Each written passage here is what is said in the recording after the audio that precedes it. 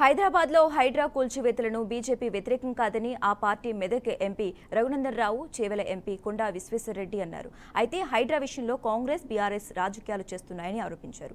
చెరువులు, కుంటలు, నాలాలు, బఫర్ జోన్లో ఉన్న అన్ని అక్రమ కట్టడాలను కూలగొట్టాలన్నారు. అయితే రాష్ట్రంలో హైడ్రా మాత్రమే లేదని విషజ్వరాలు, విద్యార్థుల సమస్యలు, రైతుల సమస్యలు, గ్రామ సమస్యలు ఇలా చాలా వాటిపై సీఎం రేవంత్ రెడ్డి దృష్టి పెట్టాలని సూచించారు. అలాగే దేవాలయ భూములను కబ్జా చేస్తే వాటిని కూడా కూల్చివేయాలని డిమాండ్ చేశారు. రంగారెడ్డి జిల్లా చేవెలలో బీజేపీ సభ్యత్వ నమోదు కార్యక్రమంలో ఎంపీలు రఘునందన్ రావు, కొండా విశ్వేశ్వరరెడ్డి పాల్గొన్నారు.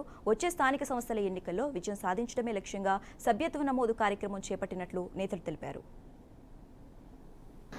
ఒక అపోహలో ఉన్నది ఏంటంటే నిజంగానే కూలగొడితే అందరికీ కూలగొట్టారు, రాజకీయంగా ఇటు అటు చూడు. తర్వాత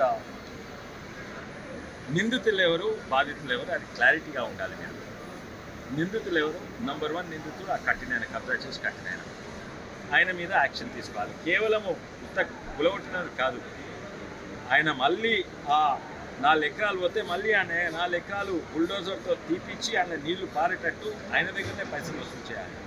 ఆ నిందితుల దగ్గర ఎవరైతే కబ్జా చేసిండో ఆయన ఎంత పెద్ద మనిషి ఉన్నది, సంతోషం కూలగొట్టిండు.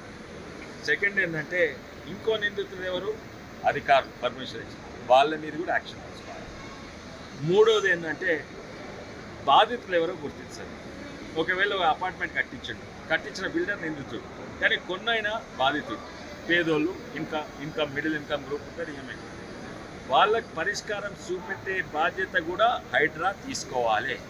కూలగొట్టింది సరే, ఇప్పుడు వాళ్ళు ₹1,00,000 అడ్వాన్స్, 10 లక్షల రూపాయలు అడ్వాన్స్ ఇచ్చి అపార్ట్మెంట్ కట్టిండు, ఆ 10 లక్షలు వసూలు చేసి ఆయన చేతిలో పెట్టే బాధ్యత కూడా మీదే.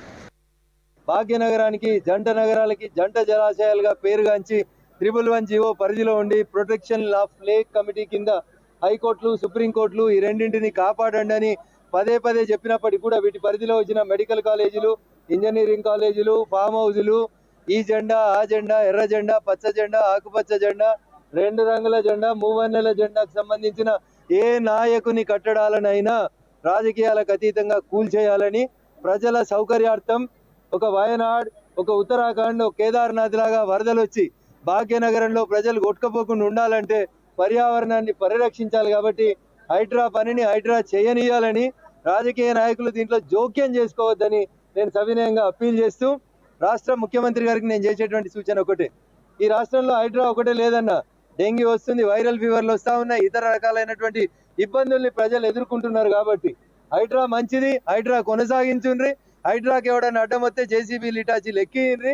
దాంతో పాటు డెంగ్యూ జ్వరంతో ఇబ్బంది పడుతున్న పిల్లల్ని, గరీబోళ్ళని, వైరల్ ఫీవర్స్, ఒక్కొక్క బెడ్ మీద ముగ్గురు పేషెంట్లు పడుకుంటారు, డేట్ అయిపోయిన సలైన్ ఎక్కిస్తే పేషెంట్లు చచ్చిపోతున్నారు. అయ్యా ముఖ్యమంత్రి గారు, దీని మీద కూడా మీరు స్పందించుర్రి.